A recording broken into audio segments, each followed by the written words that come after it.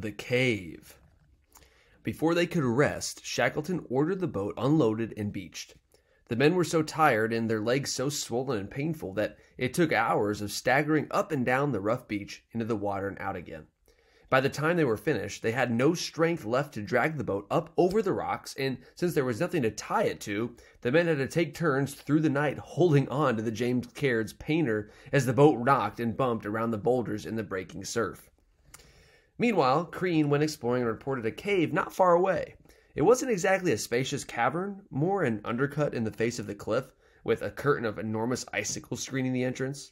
The 6 men spread their remaining sodden sleeping bags on the pebbles and fell down, huddling against one another for warmth. Over the next 2 days, the men concentrated on getting well. By this time, Vincent and McNeish were complete invalids and stayed in the cave in a stupor. The others, Shackleton, Worsley, Crean, and McCarthy, scouted around their campsite. They found coarse grass to cover and cushion the cave floor. At one end of the cove, an enormous pileup of wreckage from years of storms provided a steady supply of firewood. Block and tackle, hatch gratings, spars, masts, lockers. It was a true ship's graveyard. At the end of the long fjord their cove was on, icebergs calved off the ends of 12 or more glaciers with a roar throughout the days that sent birds screeching up into the air. As the men's feet dried and the blood began to circulate, they all had the sensation of burning. One night, sleeping with his feet near the fire, Worsley woke up repeatedly, sure that his feet were actually on fire. The others insisted they all felt the same and that his feet were fine.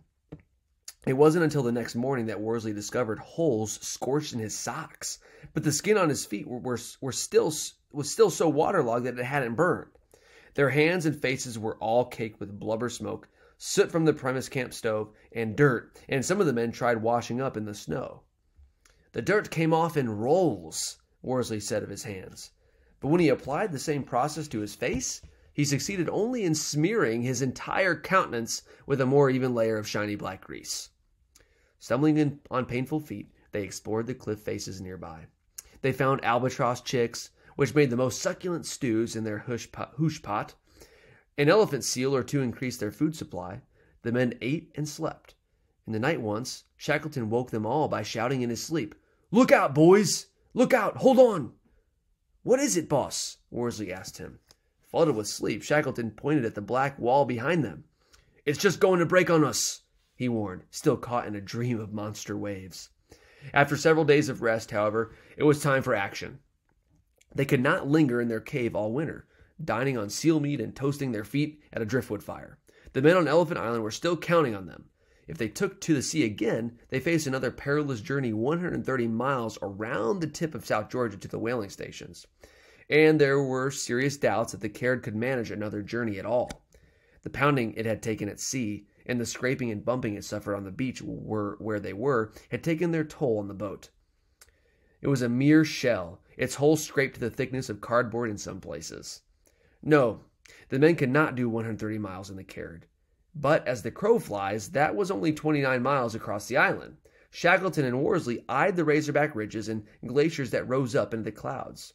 No one had ever crossed South Georgia Island on foot. The Alps of the Southern Ocean were just as formidable as any mountain range, and they were unmapped. But for Shackleton, it was the only choice. He was tormented with the thought of the 22 men waiting for him.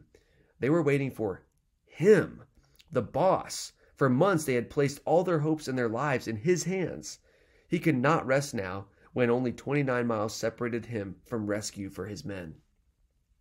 He would take Worsley and Crean and leave McCarthy to look after McNeish and Vincent. They would travel light. They would take no sleeping bags, planning to go fast with quick rests. They would carry sledging rations and biscuits for 3 days of travel. They would take the premise camp stove and 3 days of fuel. They had an axe. They had 50 feet of rope from scraps knotted together. They had Worsley's compass and an outline map of South Georgia that showed the coastline in detail and a complete blank in the interior of the island. On May 18th, with a full moon shining at 2 a.m., the boss decided it was time to go. He roused Worsley. "We'll get underway now, Skipper."